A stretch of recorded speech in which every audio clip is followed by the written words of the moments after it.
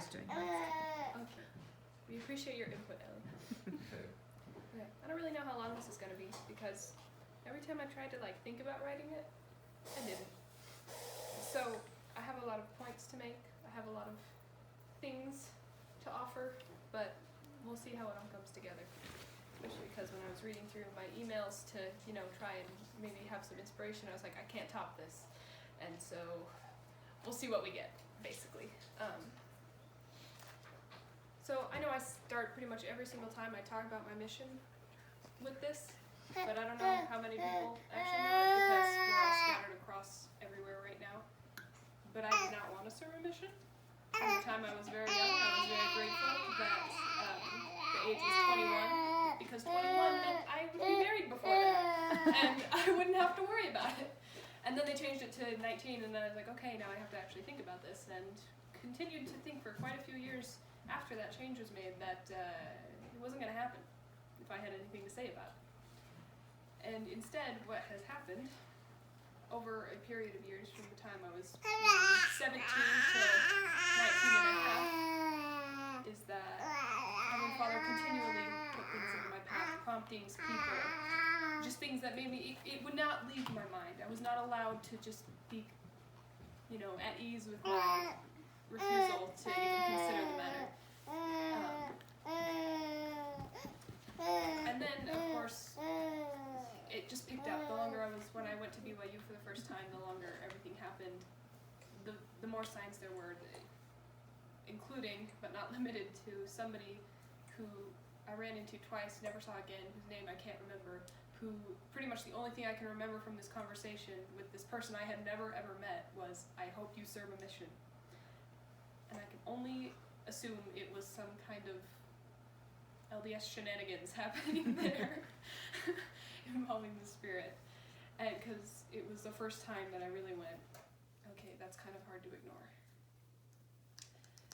And so finally I, had my wonderful breakdown, came home, and continued to not want to go, continued to not want to be part of it, and continued to be told repeatedly in a variety of ways that yes, I needed to go. So I submitted my papers and continued to panic because I really didn't want to go somewhere for 18 months. I didn't survive 18 months at school with constant contact with my parents and going home every other weekend. I was like, I'm not going to survive an 18-month mission. And it all came down to trust, right? Trust that Heavenly Father had called his prophets and his apostles and that they were worthy of my faith and my trust and my belief. And then when the call came, it was not an 18-month mission, but a service mission where I would be able to stay home and do good for people in a way that I was much more comfortable with and much more able to do, which I think would have sounded weird to a lot of people who knew me because I come across as capable and I come across as spiritually minded. And when I'd gone out on, I don't know if there's splits, I'm not sure what to call them, but when I'd gone out with the missionaries previously, I'd been like, oh, you're a great teacher, you'll be a great missionary, and that had never been comforting.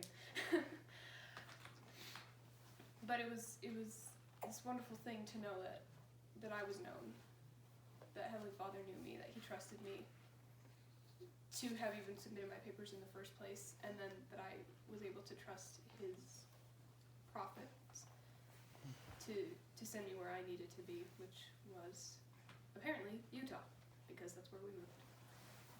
And it was the start of something incredible, where I was just realizing that there's so many ways to help people. There's so many ways to do good and to be a missionary for the Lord.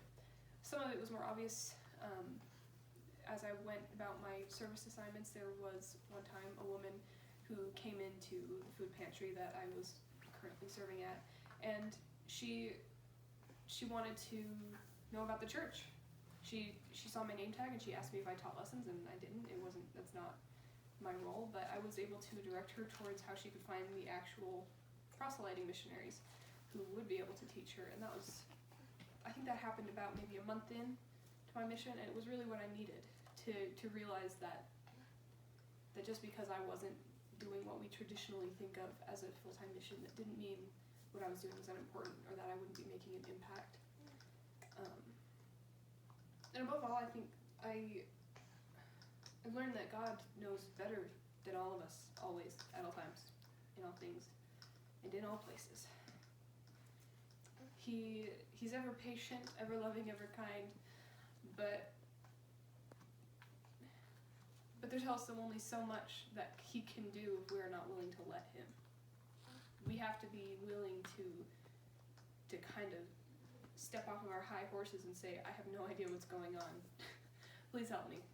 Help me know what I need to do. Help me know what I need to be, and help me be willing to do it. I would not be the first to admit, but I will in this instance, that I have a tendency to think I don't need to change. I don't necessarily think I don't have flaws. I'm very aware of my flaws, but I'm also my first step before I do anything about it is to say, but I'm just like that, so deal with it. These past 6 months have been a significant exercise in that that's not true. And that's not something that any of us can last on. It's not a firm foundation. You can't be aware of your flaws and also refuse to improve them and maintain any happiness in your life. You have to be willing to be better, to get better, to do better. Otherwise, you're going to get worse. It's an escalator going down, and you better run faster. But he's always there. He knows that about us. He knows what our weaknesses are, and sometimes our weaknesses is that we don't want to change our weaknesses because there's comfort in remaining the same. But we did not come here to be comfortable. We came here to be prepared to one day be God's ourselves, to one day continue his work on the other side of the veil after death, whatever you want to think of it as, an afterlife or a continuation of life. We need to be ready for that. People call this probation. I think it's more like a boot camp. We have so many trials and so many difficult things in life here that we need to deal with and that we need to work on. That obviously I can't speak to the eternities or to life before this, but that I think you can't almost learn in the same way or as quickly or have as good of an understanding of before or after mortal existence. Because with all the frailties of the human body and mortality, there comes a sense of urgency that I don't know that personally I can even comprehend with eternity stretching out before me. So if I've got 70, 80 years of boot camp, I better get ready. You don't want to get to the end and find yourself unprepared for everything that you need to do because you were skimping on leg day. Don't skip leg day again. But I think that's just what I've learned, is that you can't stop. Even if you think you are, even if you think you're taking a break and you're just resting, you're really not, because life doesn't stop. And as long as you are ever changing. And so you might as well be changing for the better and be doing it on purpose so that you can recognize where you've changed.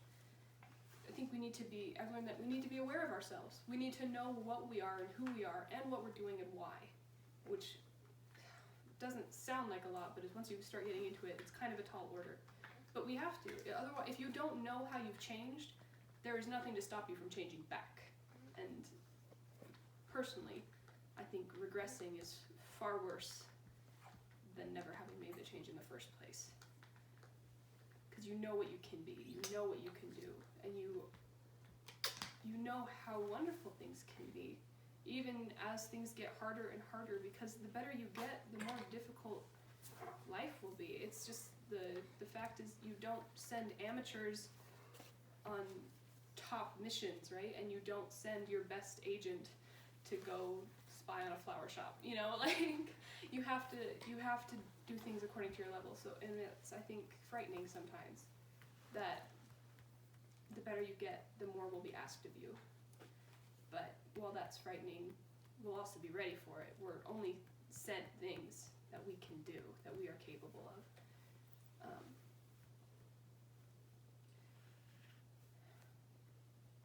And I think that's really it really just comes back to, you have to trust God, trust that He knows what He's doing.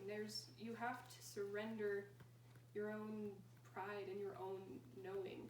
Everything we know, everything we've learned has been because He was willing to teach it to us. He was willing to put us in a place where we could learn those things. And I don't just mean emotional or spiritual things. I mean from going to school to, I don't know, learning a sport. Everything we did and have done and will do is because Heavenly Father put us where we needed to be to learn those things.